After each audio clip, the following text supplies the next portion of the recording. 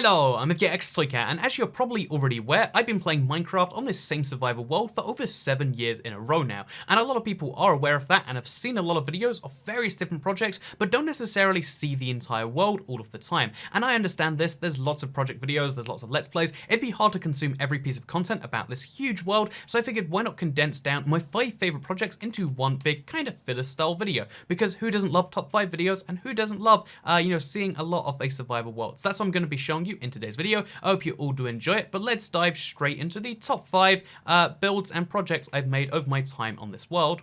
And let's also talk about why every YouTuber has content that's different to their regular uploads, or as I like to call it, filler content, because it is a thing you'll notice on every single YouTube channel. But starting with number 5 here, my 5th favorite project or build that I've ever done in the survival world has to be my overworld Nether. I connected it very close to my Nether tunnel, so when I'm walking to or from places, I always see it through the grate here, and it's one of those builds I have great joy in seeing, because it is something that seems so simple on the surface, but there was a lot of effort required to get it looking like this. Of course, I had to first, get all of the grass blocks that I needed, the coal ores, the stone, and actually place it in a convincing way. I had to find a part of the Nether to make it look like this. I think that was kind of fun by itself, but then growing the trees, getting the grass here, there was lots of fun in placing all of the things individually, and I think the end result kind of shows that all right, like, oh yeah, there's a Nethery house in my overworld Nether. It's a really great thing. The only way you can really even tell that you're in the Nether is because of the red tinge the screen gets from across the screen right there. Besides that, and maybe, if you're very observant, you might spot something are very slightly different. Besides that, you're not going to spot that we're in the Nether, which is pretty cool, right? Also, the reason that every YouTuber has some form of filler content, whether it is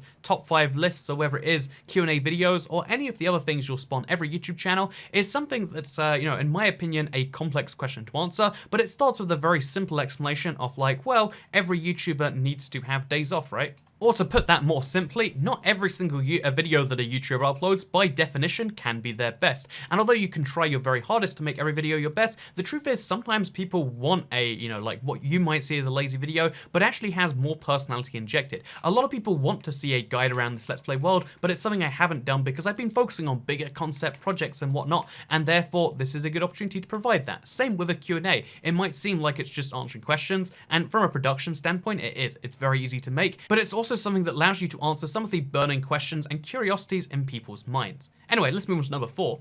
And I'll admit straight up here that number 4 on the list isn't quite ever finished, but the amount of work that's gone into it so far is something I really do like, and I get fonder and fonder of it the more work we put in. So, in case you haven't seen it, this used to be a woodland mansion. I spent several 4-hour streams. I think in the end it was something like 28 hours destroying the entire woodland mansion. I vastly underestimated it. I probably wouldn't have done it if I'd known how much effort it'd be, and that's why it's so cool to see the, kind of the end result like this, because as you can see, this is what it looks like now. I've kind of turned into a giant robot, and I guess I'll finish it with a head or something, maybe some arms, but yeah, I've turned the wooden mansion, and I've taken the exact same format and structure, but I've turned in something that I think is much, much cooler. And this is something I think every Minecraft build can do. It can remix the world around it. It can take advantage of the fact that in Minecraft, you're never creating new blocks. With very few exceptions, you're usually moving blocks around. You're mining blocks from underground, moving them above ground. You're taking blocks from trees, and you're making them into something else. But the recycling projects are literally just a remix of the world around them, and it's something beautiful to do. Also, something beautiful to do is spotting which content on every YouTube channel is the A content and the B content. In the business, this is one of the terms that people call it, because every channel tends to have their very best content, the stuff that is most visible to the user, that gets the most new people in, and then every channel also tends to have content that's very popular with existing fans. And this is one of the big reasons why filler content is not only just a easy thing to do, but it's also something that's liked by subscribers, because not every subscriber wants to see something that's big and new and designed to lure people in. A lot of subscribers want to know a bit more about the YouTubers that they know and like and are subscribed to. You know what, ToyCat? Do you have a good relationship with your parents? I noticed you moved out, then moved back in, then moved back out again. You know what, ToyCat? You're always mentioning that you just had your biological father. Like, what's his role in your life? Maybe you want to know about these, deeper questions, or even just the surface level things of like, you know what, ToyCat? I want to know what your favorite fast food chain is. These are the sorts of things that can be addressed in those videos. Maybe it is just something as simple as like, oh, this world looks so cool, but I have no idea what's going on. This video gives you a better idea of what's located where and why I like certain things so much, and what the story behind so many of these big builds is, right? Like, oh yeah, this is like 3 years ago, I decided to destroy an entire wooden mansion, and it took me so long that, like the reconstruction was something that just I didn't want to do. It's an interesting thing to learn about, right? My third favorite project is something I like not because it took all of these hours like the last two ones, both of which have taken over a day, I believe, in actual time, but the reason I love this, third one so much is because it didn't take all of that time, but yet it's so useful to my world. So yeah, my end portal and the area around it, I would say is my third favorite build, and in case you're curious as to what I actually did around here, allow me to show you. So what I did is I removed all of these surface blocks above the end portal, and then I placed some water over here, or rather half blocks of water, because what it means is if I'm flying around and I want to fly into the end portal, I've got two options. I can fly directly in, or to be safe, I can kind of use it like a slip and slide, just like this, and just like that, I'm in the end. It's so useful for getting into the end really quickly. I love this so much because it's so easy to access by, ground. All I have to do is literally just fall into here and then I can be in the end. It's so easy to access by nether because one of the things I'm glad I had the foresight to do, I placed a nether portal in my end stronghold room, which meant I can go from the nether straight to the end easily. Such a easy thing to overlook, but it makes my life so much better. Having a dragon egg here has that like cool layer of like, ooh yeah, you got something rare here as well. And then yeah, just like everything about this is so perfectly designed in my opinion. Also, again, in terms of like ease of access, and it goes to show, I don't think there's anything particularly good looking about this. In fact, I'd go quite the opposite way. Most people wouldn't like how this looks, right? It's kind of messy in a lot of ways, but I really like how functional it is. I also like that it connects to a stronghold, which is combined with an abandoned mineshaft, so it's fascinating on the level of like things combining in weird glitched ways. Also, I made an entire tunnel taking this all the way back to the main part of the world. I love that this is all in one place because making your end easy to access is something that's important and entirely underrated, and I love how easy mine is, and I just love all the small little gadgets and lessons that have gone into this entire place. Like, at first it was just kind of like a place I went to before going to the end. Now it's become a place I really do enjoy. Also, it's raining again, but it's become a place I really do quite enjoy in a lot of different ways. If you think about it, the rain really should go into the end portal and come out the other side.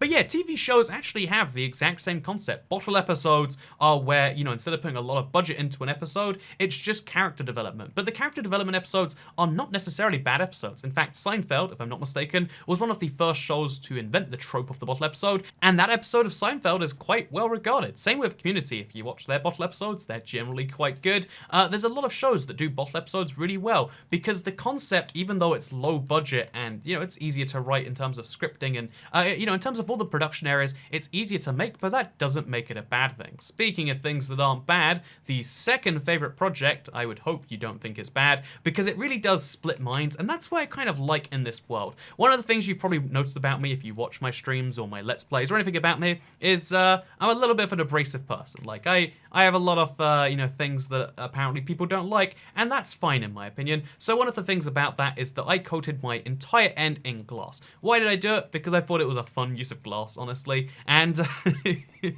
yeah, it was something I just figured, like, you know what? The end would be way better if it was covered in glass, a little protective layer. It's like laminating the end. I think it looks really great, and plus you can see I've got an Enderman figure over there that I'm going to eventually turn into an Enderman farm. I've got a giant pyramid that's like my base of operations, has some shulker boxes, some barrels, etc. There's the entire end is made of glass. Oh, also one of the biggest things is I've got a glass pathway expanding out to all of the edges, so I can walk to any of the edges if I so choose. Really cool, right? I really like my end because it's covered in glass, and I also like the amount of effort that shows went into this. Which is why in my head, at least, over 1 million people have watched the video of me placing 55,000 blocks of glass in my end. A lot of people like seeing this high effort stuff inside of Minecraft, but that doesn't mean that people don't like the low effort stuff too. Again, although effort is something that can make people appreciate something more, it's not the only factor that makes someone appreciate something. A lot of people do like the personality elements and like seeing the development and stuff. Not everything has to come down to the budget and how much time and money and effort you're going to put in something. A lot of people just have things they would like to see.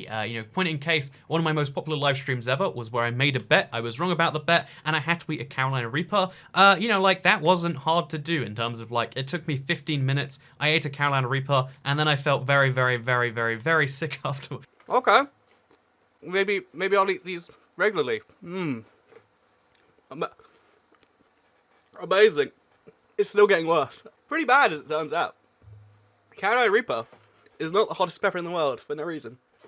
fun fact, don't eat the world's hottest pepper, allow me to direct you to what is probably the biggest project I've ever done in Minecraft, and it's really stupid according to a lot of people, but it is one that I really like regardless, because it is my insane sugarcane farm. It is a farm of sugarcane going all the way from sky height down to bedrock. There are over 30 sugarcane in each row, times 2, because of course it's both wided, and then there's 5 separate strips of that going all the way from bedrock layer, and if you don't believe that, you can see it go all the way down from bedrock all the way to sky height. There's over 60 layers of sugarcane, and they're over 5 layers deep, and there's, again, over 64 in each one. There's a lot of sugarcane here, is my basic explanation I'm trying to get across here, and you might say, why, Toycat? Why is there so much sugarcane? And, yeah, the honest answer is I love the concept of sugarcane farming. It's a thing where, like, the richer you get, and it's a really fun little thing where, you know, the bigger a sugarcane farm you have, the bigger a sugarcane farm you can have, and I love concepts like that. That's one of the things that, you know, makes finance in the real world so interesting in some ways, because if you're willing to, you know, dive into it and invest in certain ways, you can, you know, turn money exponentially in that way. But it's also something that makes Cookie Clicker interesting, or it's something that makes, in my opinion, Minecraft farming interesting. Having insane farms, having just insane amounts of sugarcane is really, really fun to me to have. And also, it's just kind of an icon of the world at this point. I love it because it's something that started so simple that people started to love, and it reminded, and it honestly showed me that people love this Let's Play world almost as much as I do. Obviously, I'm going to love this world the most because I'm the one that spends most of my days with it, but it's something that I love that has become like an icon of the world, an icon of the series, and yeah, I love that people love this world. It's a weird thing to say that you love someone else's love, but it is something that you grow to see in, I guess, not only in relationships, but also Minecraft Let's Plays. But something else that you see in both relationships and Minecraft Let's Plays, and the channels that make them, are of course filler content. And yeah, honestly, although, you know, all the reasons I just said are valid, the truth is a lot of channels do make filler content just because they're trying, you know, like they don't have much time to make a video, or they want to take a day off and do something. As I'm making this video, I believe I'm going to be in Mexico or Houston, Texas. You know, I've gone on a little bit of travel. I'm taking, you know, a little bit of a time to enjoy myself and, you know, maybe work on something else. Because August is a super busy month in terms of how much I live stream, in terms of what else is going on. And yeah, the truth is, you know, even though the average video of mine takes several hours to, you know, record, sometimes it takes dozens of hours to record, and then takes hours to edit, and then there's all the other processes of like getting a thumbnail and a title and all, you know, there's lots of steps to running a YouTube channel. You're probably aware if you've ever tried to make it yourself. And sometimes a lot of people just like to have you know, something that's easy to digest. And why not provide those people with something if it means that instead of just taking a day off uploading, instead I can upload something that so far this has taken me 25 minutes to record, because all of the work for this was done in the past. It was something I've wanted to do for a long time, and I've been saving for this sort of a concept. So, but it means that, you know, all of the work was previously done. There was only 25 minutes, you know, off recording, and then that's going to be cut down to whatever video length this is, which is probably only going to take about an hour, because there's not too many clips to find, except maybe that Carolina Reaper earlier, right? I hope you saw the Carolina Reaper sadness earlier. But yeah, there aren't too many things to add, and then uploading is going to be fairly easy, and it means that I can make this on the same day as making one of those, hopefully, you know, bigger effort, bigger concept videos that you also enjoyed.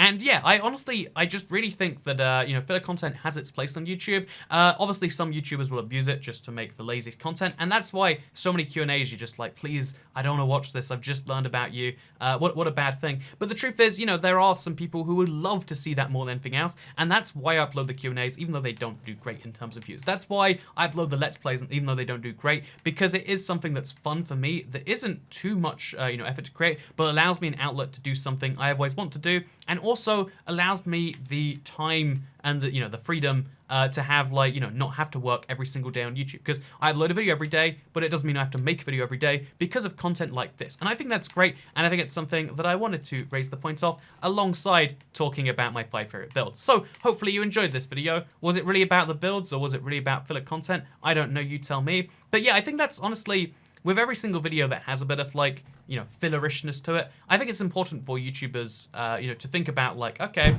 let's not just think about this in terms of how easy is it, let's try and make a good experience from that, and that's what I try to do, and I hope it's something you enjoy from this video, and if it's not, then I'll see you in your regularly scheduled content tomorrow regardless. Thank you so much for watching this video, and for supporting the channel, allowing me to do the cool things that I do, and I'll see you all in the next one. Oh, have a nice day, but also turn on notifications if you want to have a nicer day. And also, as a fun fact, I'll be doing a world tour of this entire world for the 7-year anniversary. It's coming up soon. I'm looking forward to it. So yeah, that's a thing happening in October? Early October, I want to say, is what it is. It's going to be a big thing. And also, I don't know, check out the map on the store that's happening really, really, really soon. So yeah, have a nice day, everyone, because I'll see you all next time.